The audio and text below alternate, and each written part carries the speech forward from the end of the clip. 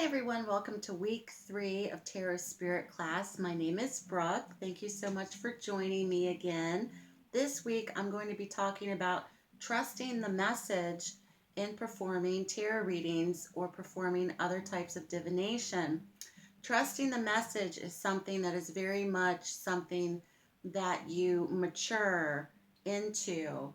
It's not something that automatically comes to you. It's something that you basically work on, study with, and with that you progress, as well as trusting your intuition and trusting the message. It's very important in performing any type of divination, not only for other people, but especially for yourself. The best practice of trusting the message is doing divination on your own at first, especially if you're doing readings for yourself. Trusting the message that you get. Oftentimes, I remember back in the day being obsessive about a particular person or particular question and repeatedly asking the tarot the same question over and over and over again. And ultimately, I would get different answers. I didn't like how the cards laid themselves out. That's not the kind of answer that I want. So I would keep doing it. And by that point, total chaos, total confusion. And so you put the cards away and start over. Trusting the message, your first gut instinct, whether this is in approaching the tarot or whether this is approaching real life situations with people. What's your first impression? What's your gut instinct? What's your intuition telling you? So, trusting the message is something that is very much incorporated in performing any type of divination, but especially with the tarot. What's the first thing that comes to your mind? The first image that comes to your mind? When you look at a tarot card, many things that are on the card themselves, here's the Two of Pentacles, for instance. Many things are happening in this image. Person's juggling two coins in the air. He's on a cliff or a rocky shore. There's a stormy sea in the background. There's two ships coming in.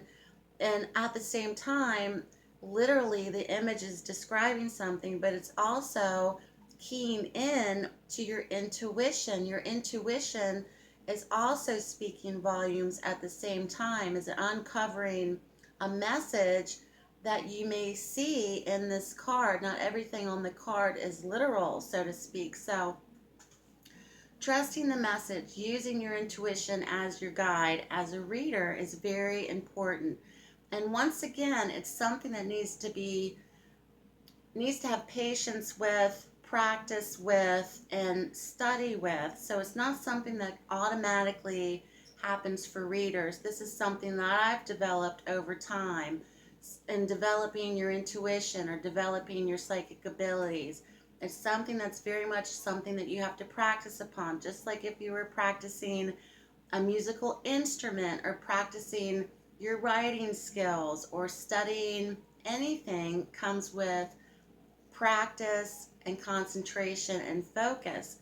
So I've learned as a reader, when I'm reading for a client, whatever comes through to me that may sound so absolutely absurd and crazy at times, and I'm very careful not to reveal too much to insult anyone or to offend anyone, but if it's coming to me, I've learned that I will tell them.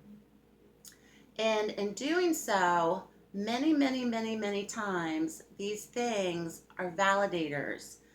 And for instance, I did a reading for someone, and immediately I saw the image of an elephant charging at me. And I kept getting this image of elephants. And I'm like, why am I seeing elephants? And I said to them, do you have a thing for elephants? Or is this like your totem animal or your spirit animal? Or is there something about elephants? And they said, oh my gosh, I love elephants. If anybody knows me, I love elephants. So that's an example, but that's a validator of connecting with their energy. So even the image or of colors, I'll see colors many times. For instance, I had a client who loved the color red, and I kept seeing images of things in a home of like red furniture, red items, and it turned out that she, decorated her apartment in the scheme of red, and there's a red chair that she sat in at work that she loved that nobody else did. So it connects me to the client. And it's the same thing in terms of trusting the message with words, images, numbers, dates, whatever's coming to you other than what you literally see on a tarot card. So when you're reading the cards, it's one thing that you see physically. There's another layer that you see intuitively, psychically, or mentally. And to really trust the message that is coming through to be your guide, to kind of be your shining light when it comes to performing divination. And when you start to second guess or doubt it, is when the confusion comes in. So you have to be very much a pillar of strength in trusting the message is very important, and really executing a reading and really performing a reading to the best of your abilities. So trusting the message, trusting the image, trusting the validation, trusting the word, trusting what your guides are saying to you, or what your intuition or your higher self is telling you in performing tarot readings. And with that, oftentimes I'll get messages or words that make no sense, that may be 3 to 6 months down the road in terms of dates. And I just throw it in there. If a date in particular comes to me, I'll tell them to write this down. That may be a special day for you. There may be something on that day that's particular for you. It doesn't mean that the heavens are going to open, the universe is delivering you, magical gifts, but there's something to do with that particular number or that particular date. If an initial comes to me, oftentimes, for example, the letter T came to me in one reading and happened to be the person's husband's first initial of Tom. So it's anything that's connecting or validating you to from source to the client in particular. So trusting the message is something that's very much something that you develop in your skills as a reader or performing any type of divination, but very much starting off with yourself. If you do readings for yourself, practice different types of divination for yourself, trusting the message. Now, oracles or different types of divination is one thing, but tapping into something, especially when it comes to Ouija boards, for instance, I steer clear of things like that because I really think Ouija boards, there's something that is not of this world with an item such as that. I really think it's a gateway to something else, and I'm very careful not to dabble into that kind of thing. And with the Ouija board in particular, I think it will be very hard to trust the message, especially if things are coming up that perhaps, it's kind of dictating itself back to you.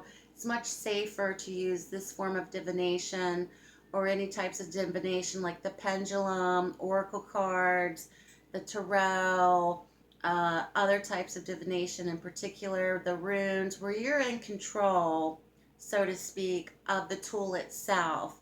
Things like that, for like the Ouija board, I kind of feel like you have a little bit of control, but I think it kind of controls itself. So that's another subject altogether. But anyway, so any type of divination is a tool. You are the recipient of the message. So the tarot itself is a tool.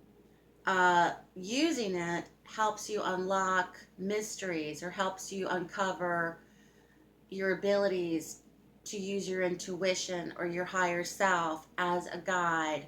And in delivering the message, especially doing readings publicly on YouTube, this could possibly be seen by hundreds of people, not even thousands of people, if you have many people watching. So it's very much in doing general readings, putting it out there, but also at the same time, you cannot expect everyone to be responding to the same message because it's not going to apply for everyone. In private readings, most definitely trusting the message because it's something that is not only totally specific for that person. There may be a gift in the message, there may be something that they need to know, and it also helps them connect to the reading as well because you're sharing something that is coming through you as the messenger to the recipient, to the person, to the client, to the querent, so to speak.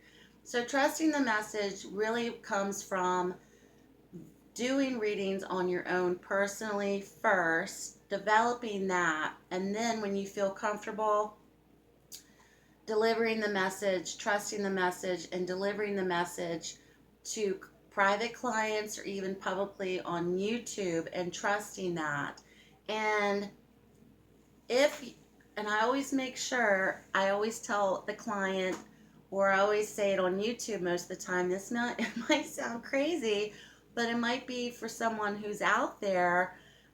This is what I'm hearing, or this is what I'm seeing, or this is what I'm feeling, and being clairvoyant, being clairaudient, hearing, clairvoyant, seeing, there's like clairsentient. I mean, there's all these clair things of different types of abilities, of psychic abilities, or using intuition as your guide. So it all comes from based upon trusting the message of what spirit or what divine source or what your higher self is telling you to thus communicate to the other person.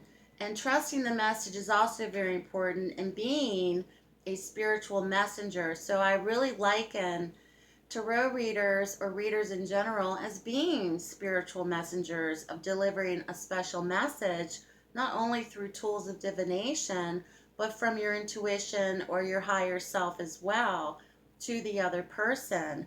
So that's something that's very important to trust and believe in as a reader, trusting the message that comes across to you, whether you're reading publicly on YouTube or reading privately for a client, and having no doubt about it, because oftentimes, many times, you are correct.